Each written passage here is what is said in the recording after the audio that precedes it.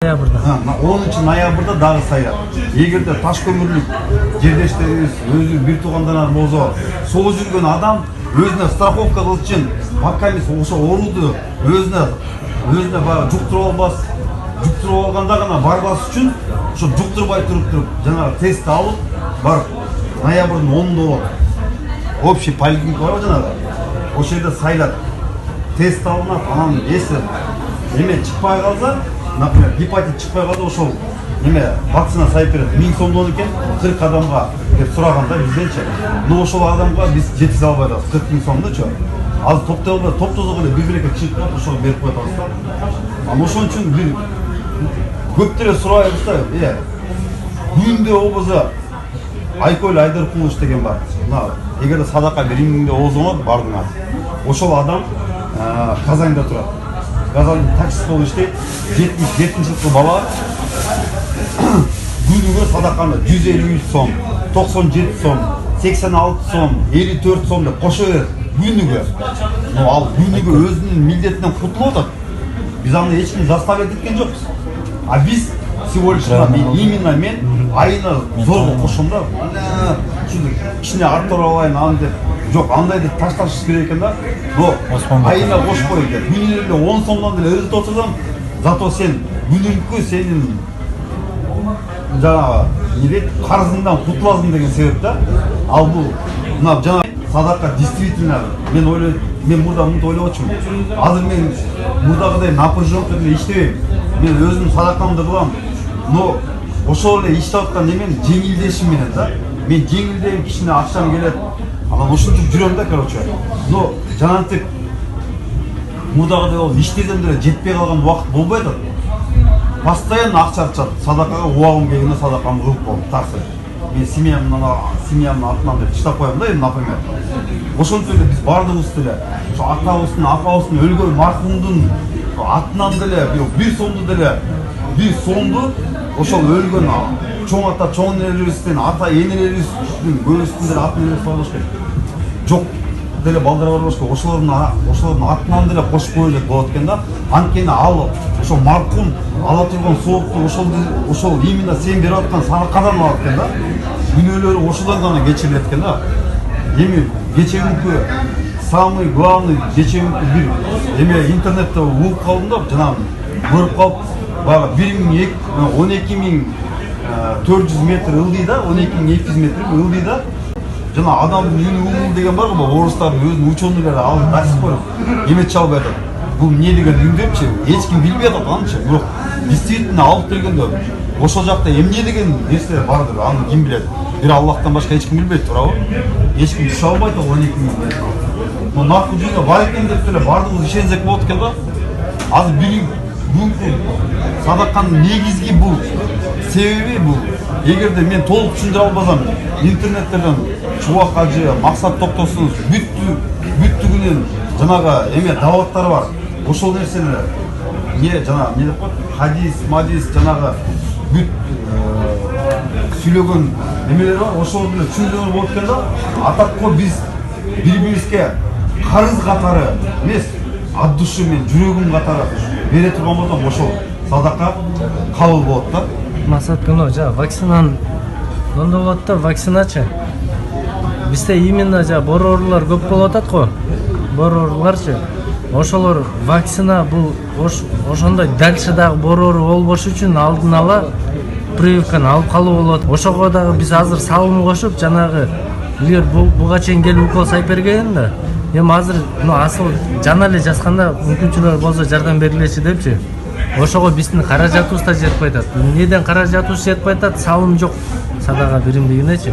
А биз азыр Ташкөмүрдө бирөө жарымыз Кудай сактасын, эсли бор оору менен ооруп калса, ошого жардам берген муктаж болуп, ар бир чөнтөгүбүздөн азыр бир 200-300 сом менен вакцина алып берип койгондун ордуна 2000-3000ден беребиз. Эсли Кудай сактасын, туугандарыбыз болуп калса, болгон нерсебизди сатабыз дажычы. Ошондой нерсе башка түшүп кала электе аракет кылып бардыгыбыз садака биримдигине салым кошконго аракет кылгыла. Ташкөмүрдө именно көп болуп атат, но вакцинага жардам бергени акчасы жетпей калып атат. Ошол вакцина только прививка, да? Прививканы ошону токтотуп калыштын эмеси да. 3 жол алат. Ар бир киши 3 жол алат. 3 укол алат. Бүйөдө орустар бекер берет экен. Егер биз токтотуп калбасакчы, булчу биздики биз акча жөнөтөрүбүз, ооругандарды Индияга жөнөтөрүбүз. Алдан 100 эсе көп чогултабыз да, толку жок да.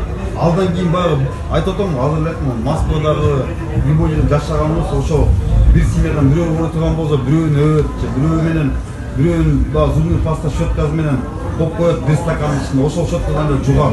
Бул кашыктан ал жеген кашыктан жерде алжа жугат.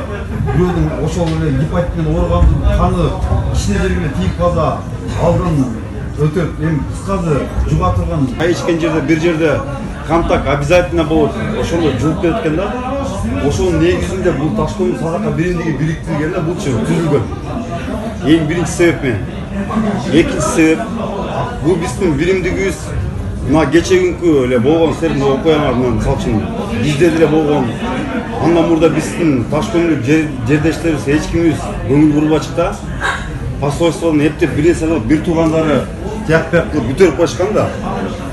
Анан ызылдап, сызылдап жүрүпчү кичине тууганын чогулуп берип, анан кече күнү мына биримдикти көрсөттүк да. Кызыл Алма, Ташкөмүр бул негизи эле бир эле шаар да. Бир эле шаар, бир аймак, бир жердин кулунубуз бардыгыбыз. 200 сом, бул айына 200 сом, 300 сом деген акча, бул акча деле эмес деп ойлойм да. Мисалы үчүн күнүнө бир штук сигарет деле кыскартып койсок, 365 күндүк сигарет чекпей койсок, бир штук. Ошондо деле 20 пачканы деле жок дегенде 3000 сом акча болуп турабы. Эми 3000 сом акчаны айына 12ге бөлүп койсоңор деле 10дон бөлүп койсоңор где-то бир 250 сом, 260 сом тет экен. Но 200 сомдон эле айына мисалы үчүн Ташкент садака биримдиги чогулуп отурган болсок, каждый сен мен деп ушул жердеги бардыгы калбай акча бере турган болсок, биз Ташкент шаарыбызга, жетим жесирлерге, ошондой эле кыйналып ооругандарга, ошонун арасында кульчай силерде бул жерде мен сен деп бөлбөй, биз Ташкент садака биримдиги Кызыл Алмадан көп деген оорулар чыккан.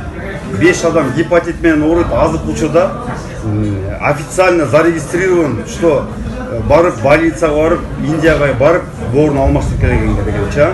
Буга чейин силердин Мадамиев Азамат деген баланы алып келдик, туурабы? Ташкент садака биримдиги. Бул жерге алып келген.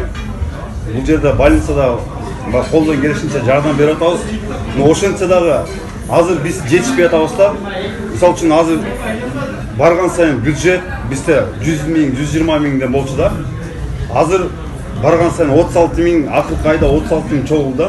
Анткени биз өткөн айда баягы жетим жесирлерге деген акчасын артканын площадка курабыз деп, детский площадка курабыз деп. Ошол анын эми да эмне деп айтасыздар? Эгерде биз мына азыр силер чогуу акча чыгып атасыз. Мына азыр силер 20 адам чогуласыңар, биз да жок дегенде бир 30 адам болуп келип, 50 адам ушу где-то ай эмес болсо дагы бир хотя бы бир 3-4 айда бир жолугуштурсак деле, бул считай, что бул ынтымак да. А эгерде биз ынтымакка келбей турган болсок, ар кимибиз мисалы үчүн ишибиз бар эле, көчөбүздө тиги бар эле, бул кичине өмүр калды да, жашоочу мына. Азыр бизге считай бардыгыбыз жок дегенде 30тон өйдө жаштагы балдарыбыз да турабы? А бизге 45 жаш. Мына канча наракада Кудайым берет, жашоону билбейбиз аны эч ким. Эгерде бизге ушул жаш өмүр калганда жок дегенде бир элестенби, бир какой-то бир жардамыбызды ушу Ташкент шаарына бардыгыбыз бир биргеликте ынтымакта бир соопчулук иштеп кылып калбасак, кийинки келе турган муундар эч качан кылбайт да. Эгерде биз муунга тапшыра турган болсок, ынтымакта бул өмүр бою ушинтип келе беребиз да. Эч качан бирөөбүз жолдо калбайбыз, бир жерде болуп, бир жетим жесирге окшоп жанатып боңуш болуп калып калбайбыз. Документибиз чогулуу, бирөө ууруу, сууруу, жанагындай аферист деген адамдар болот. Ошолордун бардыгын ийге бир жолго келтиребиз. Ошону менен бирге даже биздин бир туугандарыбыз сыймыткана Ташкөмүргө бара турган болсок, мына ушул коом бар экен. Кагылайм бабам, сен бар белеңби десе, мен конечно бардым деп айтканга, вот действительно мондай бүйөсү өлүп калган, башка жактан келип, мына Өзбекстандан келип 5 баласы менен бир аксы келиш деген жерде кибитке үйдө жашашат. Эчтемкеси жок байкуштардын. Кийерге кийимдери жок. Көрүп ыйлайсың да жөнөкчү бар. Ошолорго жок дегенде бар, биз бар коем, унун, тияк-пиягынан жардам берип атабыз, колдон келишинче.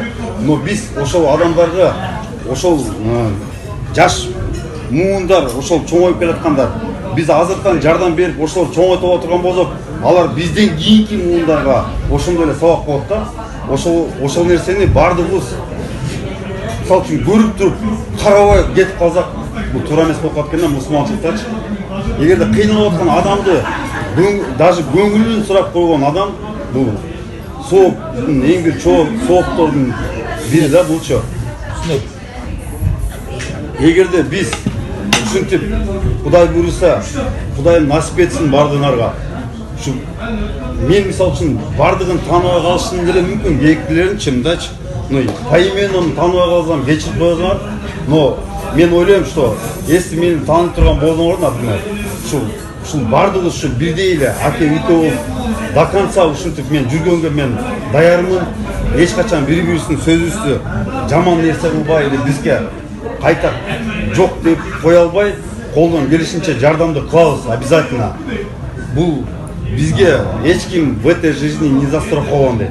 Эгерде бирөө жарымыбыз кыйналып калсак, ДТП болуп калып, Land Cruiser интүзөк дагы, но кийинки последний бара турган машинабыз бул табыт турабы. Андан башка бизде жок.